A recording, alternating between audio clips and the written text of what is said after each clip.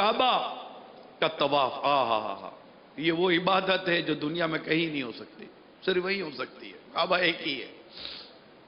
میرے آقا صلی اللہ تعالی علیہ وسلم فرماتے جس نے 50 مرتبہ بیت اللہ کا طواف کیا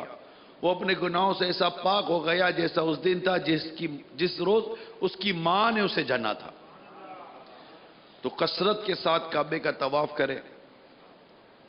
حدیث پاک میں ہے، حضرت عبداللہ بن عبید بن عمیر رضی اللہ تعالی عنہما فرماتے ہیں میں نے اپنے والد صاحب کو حضرت سیدنا ابن عمر رضی اللہ تعالی عنہما سے یہ کہتے ہوئے سنا، کیا بات ہے